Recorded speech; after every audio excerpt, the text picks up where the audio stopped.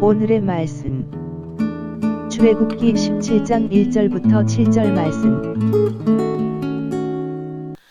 하나님 아버지, 오늘 토요일 주말 아침도 주님의 은혜를 사모함으로 주님 앞에 나갑니다.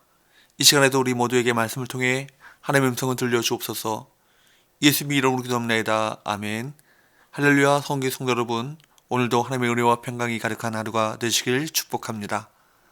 오늘 우리에게 주시는 하나님의 말씀은 출애굽기 17장 1절에서 7절 말씀입니다. 이스라엘 자손은 하나님의 명령을 따라 신광야를 떠나 르비돈에 도착합니다. 그런데 그곳에서도 어떤 상황이 벌어집니까? 1절, 이스라엘 자손의 온 회중이 여호와의 명령대로 신광야에서 떠나 그 노정대로 행하여 르비딤의 광야를 쳤으나 백성이 마실 물이 없는지라. 이스라엘 백성들이 하나님의 명령에 따라 신광야를 따라 르비딤에 와서 장막을 쳤는데도 말씀대로 그 노정대로 그렇게 했는데도 불구하고 마실 물이 없었습니다. 말씀을 따라 갔는데도 물이 없는 상황이 있을 수 있습니다. 마실 물이 없는 것은 광야에서 심각한 문제입니다. 마실 물이 없자 백성들은 어떤 반응을 보였습니까? 그들은 당장 모세와 다투기 시작합니다. 2절, 백성이 모세와 다투어 이르되 우리에게 물을 주어 마시게 하라. 모세가 그들에게 이르되 너희가 어찌하여 나와 다투느냐? 너희가 어찌하여 여호와를 시험하느냐? 이스라엘 백성들은 물이 없는 어려운 상황을 만나게 되자 마치 조건반사처럼 반응을 보였는데 바로 불신앙적인 반응이었습니다. 모세와 다투었다고 성경은 말합니다. 그들은 모세를 원망하면서 이렇게 말합니다. 3절, 거기서 백성이 목이 말라 물을 찾으매 그들이 모세에게 대하여 원망하여 이르되 당신이 어찌하여 우리를 애굽에서 인도에 내어서 우리와 우리 자녀와 우리 가축이 목말라 죽게 하느냐. 이때 모세와 이스라엘 백성들은 옥신각신 다퉜던 것 같습니다. 2절에 나오는 다투다라는 히브리 단어는 리브라고 하는데 이것은 단순한 다툼을 의미하기보다는 법정 소송을 통해 시시비비를 가르는 법리 다툼과 논쟁을 의미합니다. 그렇다면 이스라엘 자손은 모세를 피고로 몰아세우고 잘못과 책임을 묻고 있는 것입니다. 이스라엘 백성들은 지금까지 어려운 일이 있을 때마다 하나님이 기적적으로 해결해 주셨다는 사실을 생각지도 못했습니다. 그들을 인도하는 하나님이 어떤 분인지, 그리고 마실 물이 없는 바로 그 순간에도 하나님이 그들 중에 함께 계신다는 사실을 까맣게 잊어버렸습니다. 지금까지 놀라운 기적을 많이 보긴 했지만 이스라엘은 여전히 믿음의 사람이 아니었습니다. 그들 속엔 애굽의 악한 불신앙적인 생각이 가득했던 것이죠. 그래서 마실 물이 없자 모세에게 대든 것이었습니다. 그래서 7절 말씀에 보면 이스라엘 백성들이 하나님을 시험하고 모세와 다툰 이곳을 마사 혹은 무리바라고 불렀다고 합니다. 히브리어로 마사라는 말은 냄새 맡다, 시험하다 라는 의미입니다. 그들이 하나님을 믿지 않고 하나님이 계신가 안 계신가 의심한 장소였기 때문입니다. 또 무리바라는 말은 다투다, 쟁변하다 라는 의미입니다. 이곳에서 불신앙을 가진 그들이 믿음의 사람 모세와 다투었기 때문입니다. 혹시 우리는 이런 자리에 서 있지 않습니까? 불신앙과 옛 습관을 버리지 못하고 하나님을 향해 질문하고 원망하고 하나님과 다투고 있지 않습니까? 애굽의 불신앙으로 인해 다툼이 일어났을 때 모세는 어떻게 했습니까? 4절, 모세가 여호와께 부르짖어 이르되 내가 이 백성에게 어떻게 하리이까? 그들이 조금 있으면 내게 돌을 던지겠나이다.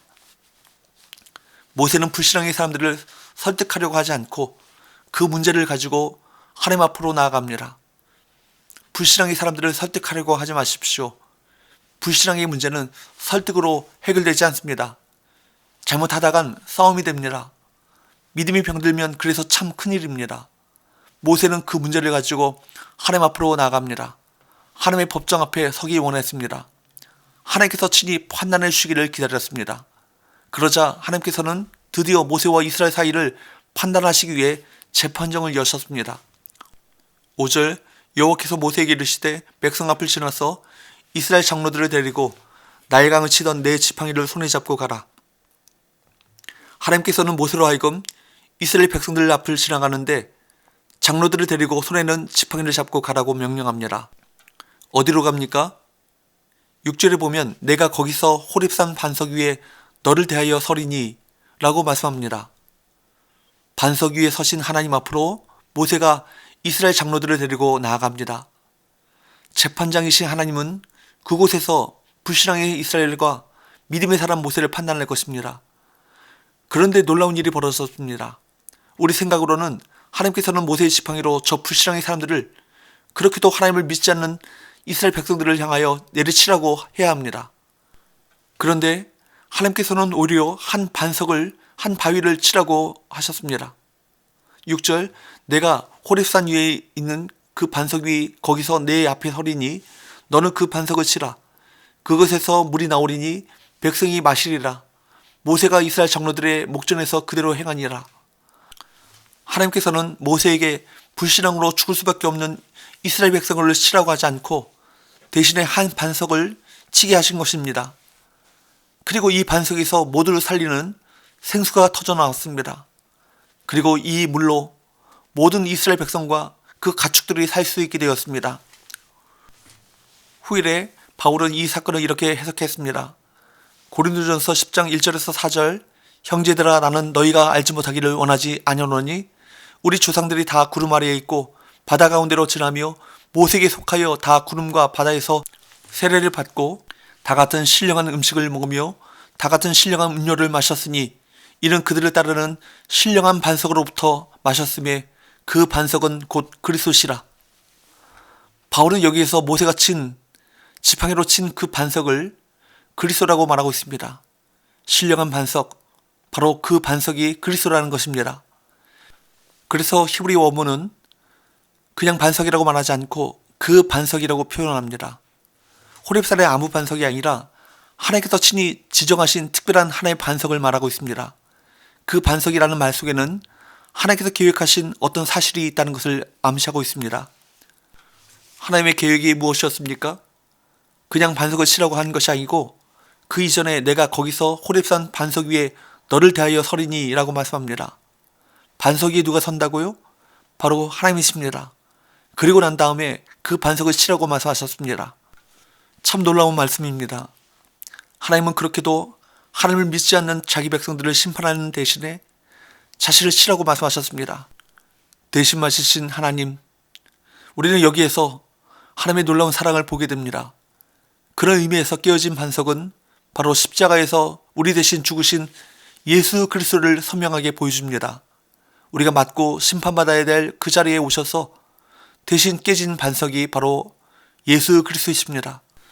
중요한 것은 반석이 깨어지면서 샘물이 솟아났습니다. 완악하고 불신했던 이스라엘 백성들에게 심판 대신 구원의 샘물이 반석에서 솟아났습니다. 예수 그리스도의 십자가는 죄에 대한 하나님의 심판의 상징입니다.